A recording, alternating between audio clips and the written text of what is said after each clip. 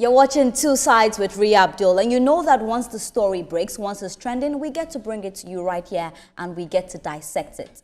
Now, let's talk about the current rent hike we've been seeing in Lagos, Nigeria, not just Lagos, in Abuja as well, where a lot of young people are very burnt out. They finish from the university and it's so difficult for them to even rent a house. Or some of them, you're in a house and your landlord just wakes up and he says, this is the rent you're going to be paying when you do not have that money. We'll speak about the housing deficit we're having in Nigeria as a country as well. Now, who better have this conversation with me than someone that is very passionate about housing? Ladies and gentlemen, let's welcome the one and only Scott Iguma. Did I get that correct? Yeah, you got it. Scott, how are you doing? Let me extend a handshake. You know, immediately I was going to talk about this topic. The first person that came to mind was Scott, because I know your passion for real estate and housing. So before we even get into the conversation, for you, when did the love for, just wanting accountability start? Okay, I think it started, there's always been there, but it started when I started seeing people who were homeless, when I started seeing people getting frauded, when I started seeing people not being able to afford accommodation. So I just took it upon myself that, oh, there's a huge problem and something has to be done about it. And I have to fix it and do the best that I can. And in terms of getting that accountability, how has it been like for you? Have you been getting death threats? How has it been like for you? Yeah, it's been very, very resourceful. I've provided a lot of solutions and I've got lots of death threats, but I don't care about it. I don't care. I don't care about the death threat. I've got lawsuits. I've got, people who hate me. I've got people who also love me. Yeah. So it's just part of the journey. It's the whole side bag that comes with it. So I'm ready for it. Whatever comes besides whatever comes your way, you're fearless. Exactly. All right, let's get into this conversation. We're speaking about the recent rent hike in Lagos, Nigeria and Abuja. But before we even do that, I want to speak about housing deficit. It seems like we're facing a serious housing crisis in Nigeria, Scott. Yeah, we are facing a serious housing crisis, especially in Lagos, because of the population. The population is more than the houses that Lagos can provide, and especially when the government, in quotes, are not providing affordable houses like they should. So now we're having landlords and private investors who are building or buying houses to lease them out.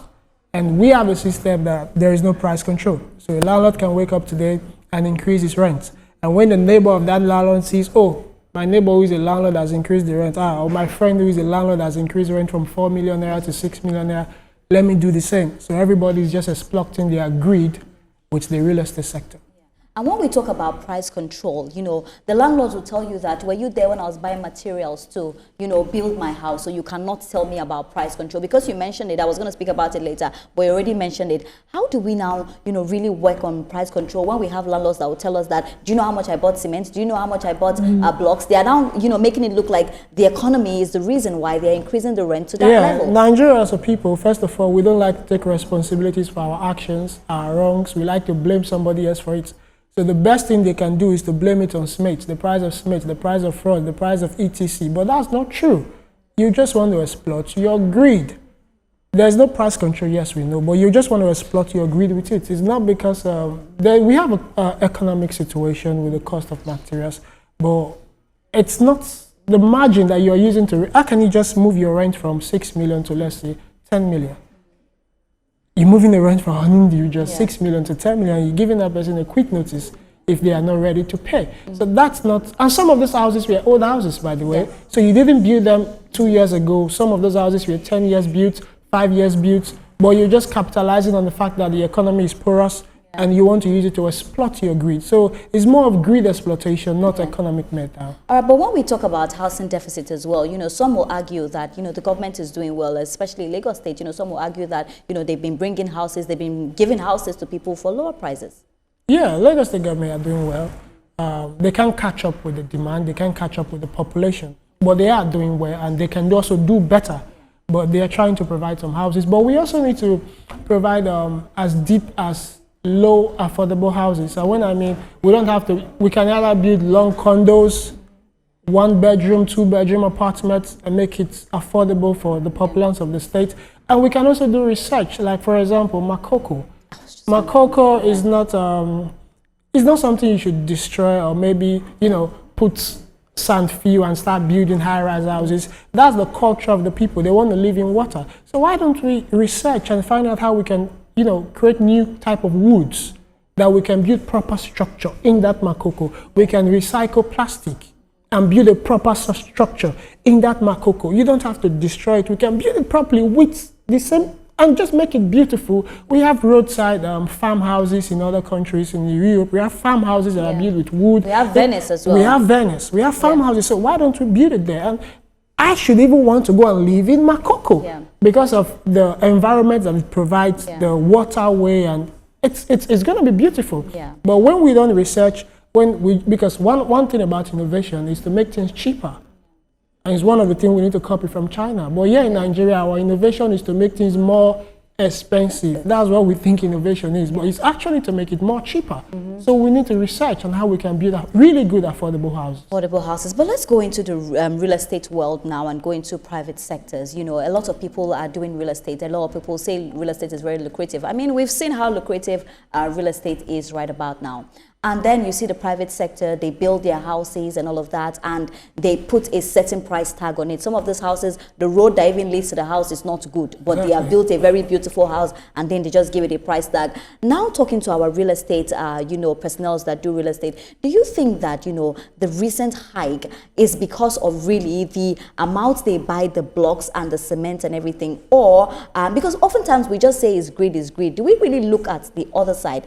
And also they say, where there's demand, there's supply. Do we also think that there are some people fueling these people? For example, if a landlord wants to kick you out of his house, another person is coming to pay that house rent, to stay in that house rent. So we also need to look at it in that. I wouldn't lie. There is a demand and supply factor, but we need to also be our brother's keeper. Now, there's truth. It's 100% true that there is a hike in the economy.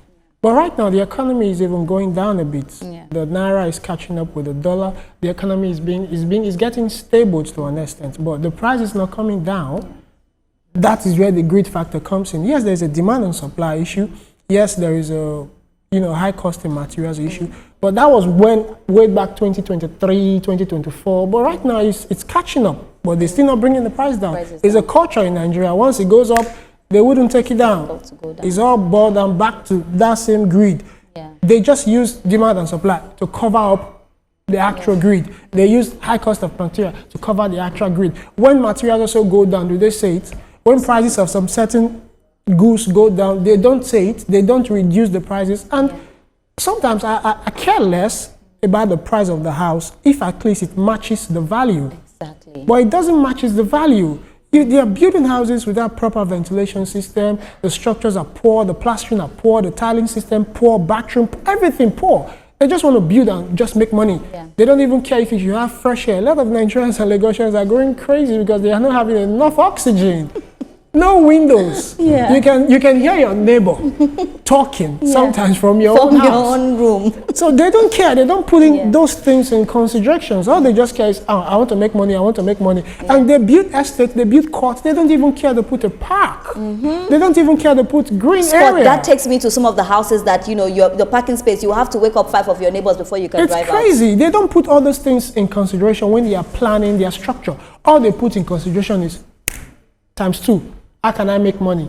So we need to shift. And when you provide good value, you will definitely make money because people will patronize good value. So give us good structure. Give us good landscaping. Give us good area. Let's make the houses and the city beautiful. It's our responsibility to do that. And since you're a developer, it's your responsibility to do that. We've not had proper estate being built anymore. The last few proper estates we had built were years ago. I can mention some names of good estate like the. We were not mentioning names. Okay, we don't have to mention names there, but we need to start building proper estate. Planned for the people. You are building it for the people, not just for your pockets. Exactly. That's what we need to do. Structures that will give comfortability to children, to adults. We need fresh air. We need trees. Don't just build all the windows jam packed. So it's crazy. So we need to start checking some of these things. And it's a personal issue, it's a people issue. It's not just a government issue. It's not just a government issue. That's the thing, because oftentimes we always blame it on the government, and other times we as people as well, what do we do? Well, we're still speaking to Scott right here. Very, very important conversation. We'll go on a quick break, and when we come back, we'll talk about mortgage in Lagos, Nigeria and Abuja. How easy is it for people to be able to buy houses? We'll be right back. Don't go anywhere. Of course, you're still watching Two Sides, and I've been speaking to Scott right here. But Scott, quickly, you know, because of our time, I want us to talk about a mortgage system in Nigeria as well. I know that it's been very difficult, you know, if you want to get a house, contrary to how it is abroad, it's quite stringent in Nigeria. Yeah, we need a proper mortgage system, a very effective mortgage system that can get to everybody.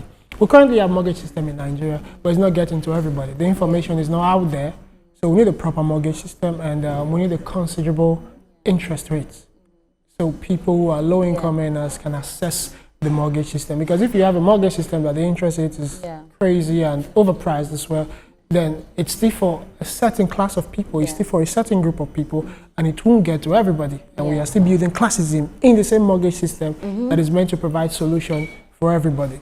So we need a low interest rate mortgage system. The government need to put hands in it, so individuals can provide affordable houses, and other individuals, developers can provide affordable houses, and individuals can access those houses with a good mortgage system. Yeah, but Scott, I know a lot of people are quite going to watch the show, you know, they're going to watch the show. If there's something you think that if you're put in a high place of authority that you would do for the housing deficit that is happening in Nigeria and Abuja, what do you think your first step is going to be? Affordable houses, research. I'll build research centers, how we can carry out research to know how we can make materials less cost, build less cost materials. What else we can use? Since we've been using interlock, we've not changed it. Since they started using interlock, they've refused to change it, and now the whole city is looking ugly because the interlock get dirty, you pull it off. So they've not changed it. No research. We don't. Since we've been using the concrete and the block, we've not changed it. They are sometimes I some technologies in China where they've gone back to mud. They've modernized mud houses. They've modernized concrete 3D printing houses. They've modernized, you know, different with woods, with recycled plastic. So we need to do that as well. It must not just be concrete. If concrete is going to be too expensive, how about wood? How about recycled plastic? How about new ideas? So that is what I would do if I was placed in authority. And lastly, before I let you go, you know, let's talk about the rights of tenants as well. You know, I feel like oftentimes we don't have a right that protects tenants in a house from price hike and, you know, from quick notice. No, we do have rights. We do have laws. The challenge we are having, I wouldn't blame that on the government. I would blame it on individuals. A lot of Nigerians don't know their rights. And even when you try to tell it to them, they don't accept. But they read their Bibles, they read their Qurans, but they don't read their rights. And now when you don't read your rights, whether you like it or not, someone else will take advantage of you who knows better than you.